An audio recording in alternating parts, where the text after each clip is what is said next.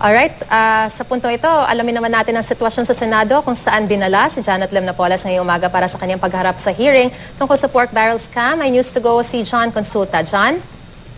Yes, Marie, sa ngayon ay patuloy na nakikipag-usap itong si Janet Lim Napoles kasama ang kanyang mga abogado dito sa Public Attorney's Office.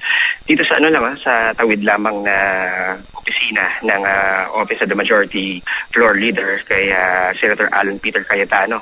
Sa kanina lamang nakausap natin, nakapanayam natin ito si Secretary Laila De Lima. At alam mo, Maris, yung kanina hindi niya na itago yung kanyang makahulugang ngiti nung tananong yung kanyang pagkakatabi ng upo dito mismo kay Janet Napoles. Sabi niya ay dapat sana katabi niya yung mga whistleblowers, pero hindi nagtataka rin daw siya kung sino ang nag-arrange ng sitting arrangement at siya mismo katabi nga nitong si Janet Napoles. Pero sabi niya, the show must go on, tuloy pa rin at masusin nilang inaabangan ngayon kung ano yung kalalabasan ng mga sasabihin ni Janet Napoles. Sa ating pampanayam kay Secretary De Lima, nilinaw niya, Marisa, parang kasi merong tanong na ang DOJ ay dito kumbaga parang dito tumakbo ang mga whistleblowers at umaalala sila sa mga NBI. Samantalang ngayon ay itong si Janet Napoles na akusado ay inaasistihan naman ng Public Attorney's Office na nasa ilalim din ng kanyang tanggapan. So paano ito? Doon sa umpisa, Marisa, na sinabi nito si Janet Napoles na wala siyang kasamang abogado, pero dahil nga doon sa sitwasyon ay hiniling itong Senator Blue Ribbon Committee itong serbisyo ng PAO. At sabi nga ni De Lima, bagamat itong si Janet Napoles ay meron kakaya magbayad ng abogado, pero sa mga ganitong mga pagkakataon, ang exception to the rule ay kung hihilingin ng isang government agency ang serbisyo ng PAO, ay maaari daw umalalay ito kay Napoles. Pero alam mo, Marisa, na sinasabi nito si Secretary De Lima, kinakailangan daw linawin ni Napoles kung tinatanggap nga niya itong tulong ng PAO at magkakaalaman niya kung paano yung manifestation nito mamaya-maya lamang, dahil dito na klaro na sinasabi nilang ang paniwala nito si De Lima, Maris, ito yung kanyang medyo mabigat-bigat na binitawan.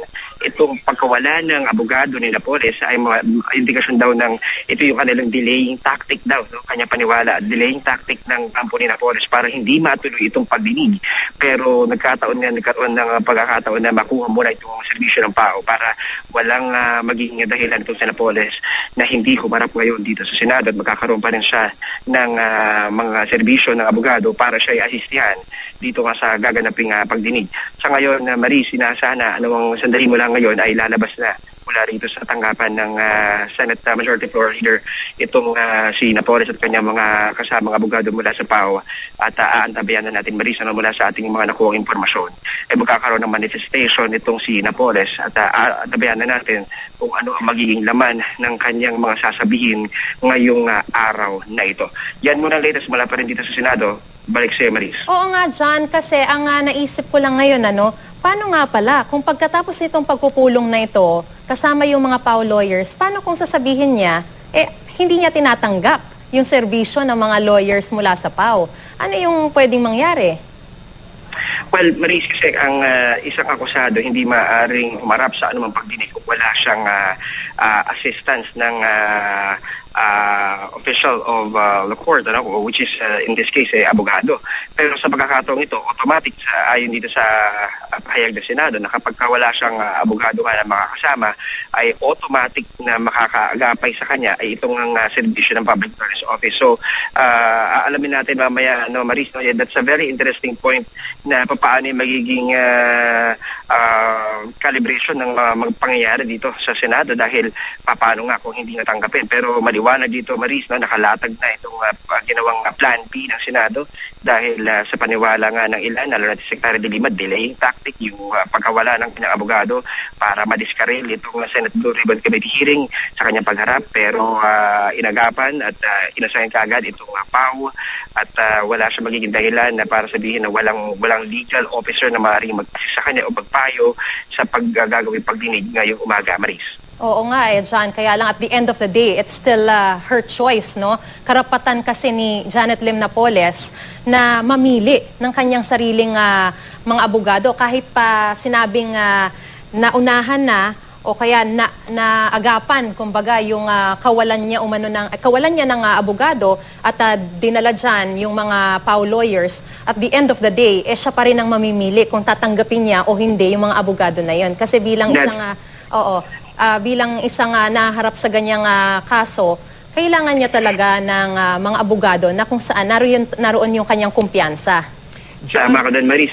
Kung sinabi nga ni Secretary de Lima, kinakailangang liwanagin ng mga abogado ng Public Attorney's Office sa pangunguna nga nitong si Attorney Howard Areza kung hanggang hanggang saan yung extent ng legal service na ipagkakaloob ng PAO dito kay Ginang Napoles, dahil kailangan maging clear-cut yung definition ng kanilang trabaho. Kung ito may para sa ngayon lang, dahil kapag nagkaroon na siya ng formal representation sa isang abogado ay automatic naman na maalis na yung PAO.